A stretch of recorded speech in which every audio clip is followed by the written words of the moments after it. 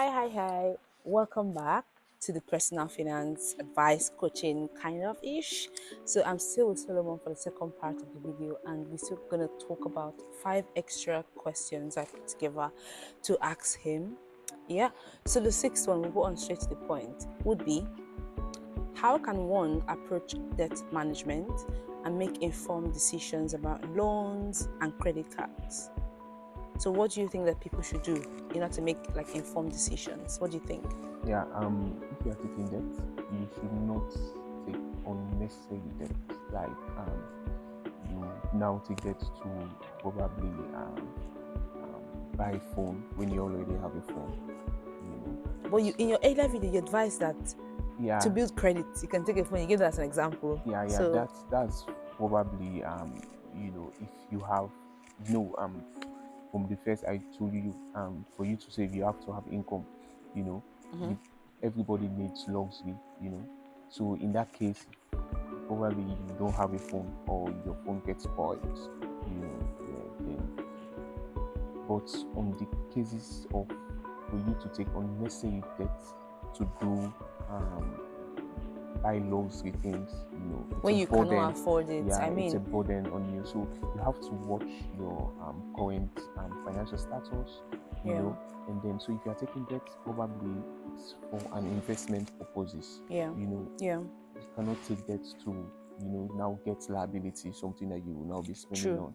you true. know so that's one way to manage it, and then you also have to avoid high interest debt, you know in as much as countries regulate interest rates, Mm-hmm, but probably you might want to take loan from an individual, mm-hmm. and then the person will now say, if I owe you this 1 million naira, in the next 3 months you have to give me 1,300,000 naira. It Mm, doesn't make sense. It mm, will affect your finance, you know, and yeah.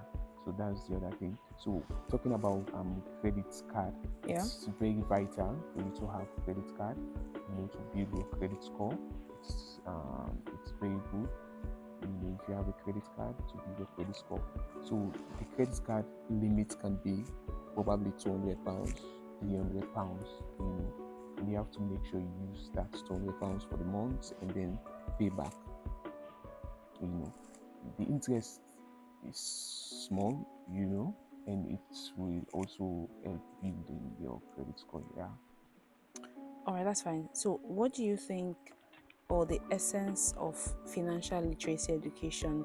Because I know most times, or rather, there have been so many arguments that the financial education literacy in some countries is quite poor compared to some other countries. So, what do you think is the impact of having like a low financial literacy on financial choices? Do you think there's any impact at all on that? um every individual practice finance, Yeah.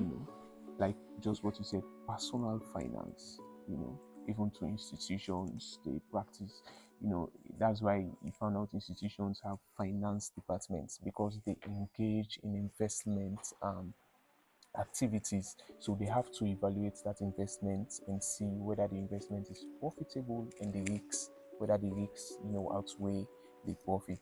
They have to do all that evaluation. That's why they have finance department. So also individuals also practice finance. So for the fact that we are dealing with funds, Mm-hmm. whether you are working, you are doing business. Mm-hmm.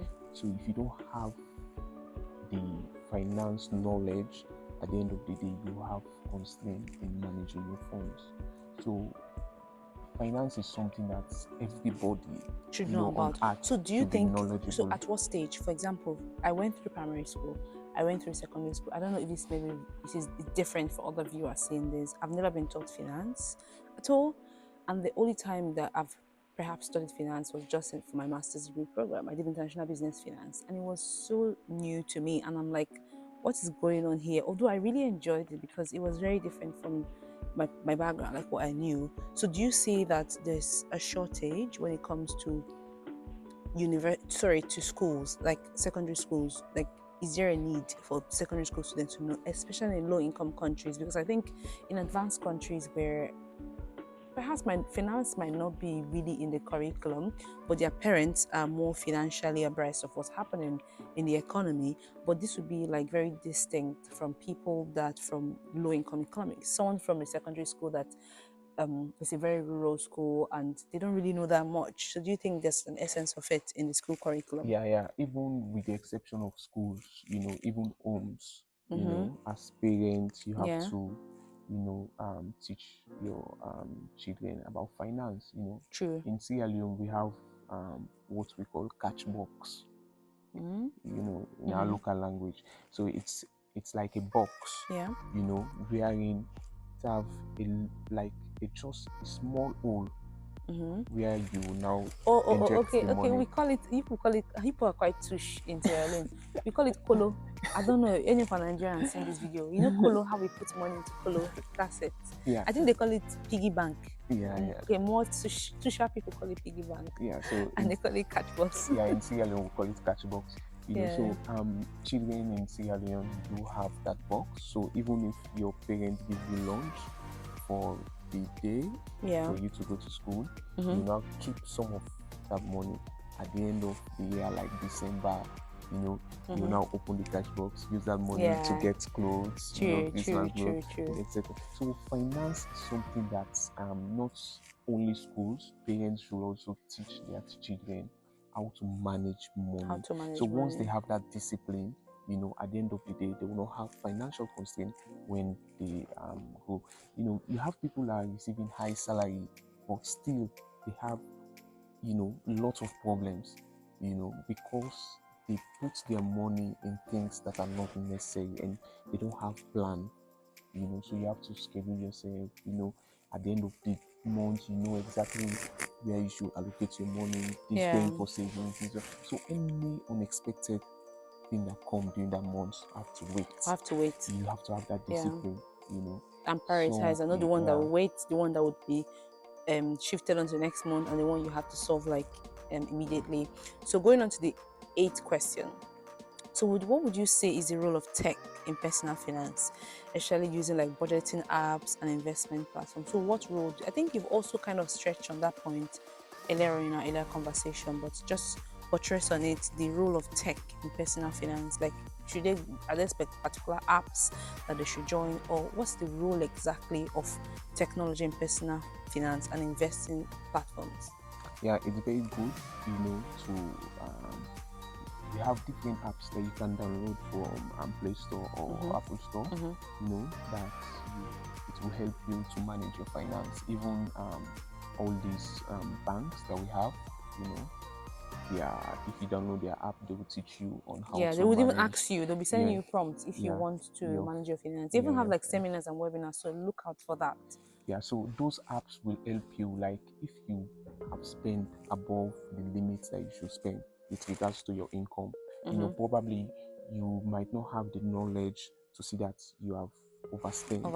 So Yeah. the app will remind you that no, you understand, you have spent You spent above more the, than this, yes. yeah, I think Bank your of Scotland does that, and even some other banks. They Yeah, just like say, Revolut also. yeah, you've spent about 70% more or 50% more, or you spend more than £100 more of what you usually spend in a particular week. Yeah. So I think you can look out for that. So it's important that we utilize such apps, and it's very necessary as young people to take charge and explore more of those options. Because it will guide you on your personal finance journey. I agree. So the 10th question would be, what are the tips for effective retirement planning and ensuring a comfortable financial future? I know that might sound very like jazzy, retirement. I'm still very young. It doesn't work that way. Like, life goes so fast. It goes so quickly. Look at yourself now. 10 years back, 5 years back. You see how quickly it moves. So time waits for nobody. So just answering to that question, what are the tips for effective retirement planning? 5 years, 10 years, 15 years. What do you think? Yeah, the good thing is government institutions, or countries have set wherein it's a priority, for you to have retirement fund. True. So in the UK or probably in the US, they have what we call pension benefits funds. So this is something that you be investing every month. In Sierra Leone they have what they call NASIT. So you pay to NASIT. I think we have PENCOM in Nigeria. I'm not sure. I think it has been changed to pen trust fund, or I don't know what it is at the moment, but there used to be Pencom. Yeah. Yeah, if I'm So, correct. with the exception of the government regulated institution, that is compulsory, Yeah. wherein the company will be paying for you at the end of your retirement. They will now be giving you money. Yeah. You also should have your investment, Yeah. which is called pension benefit fund, and Yeah. you'll be saving your money. Probably if you work 40 years, after that 40 years, you have an exit plan. You have an exit plan. And Yeah. even before the 40 years, you should already at least have something you want to fall back to. Do you want to go into farming? Yeah, Because of exactly. course there's still a need for food, provision of food. We are all humans, we actually need food. And of course there's also been a population increase, especially from the part of Africa where we're from. So there's an angle to look at. But besides that, so we've answered 10 questions. I believe our viewers have a couple of questions that they might have, or contributions or anything of that sort. So let us know, what are your final words for young people that are looking out to develop their personal finance skills? What do you think? Yeah, for you have to have something that you're doing, One, and to then get a job, or to get a job. just have an income, Yeah, or you have income to have, streams. and then also, with the exception of your main income, you have to have secondary income. Then you have Secondary to try income. to develop yourself in that particular field or aspect of what you are doing.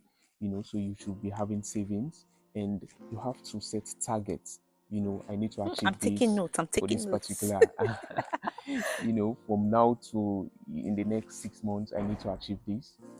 That's you'll be able to evaluate your growth. You should not just assume how you make the money, then you just spend it out. No. So you have to set targets, you have to have goals, and then also you have to empower yourself in terms of what you are doing. Try to just have some certification, read through the internet, so that you be very good, in what you are doing.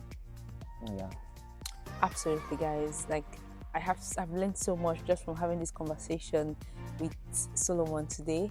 Thank you so very much for watching. If you're interested in content as this, and if you're following my series, please stay tuned. Thank you so much for watching. Please like, please share, and subscribe. Bye.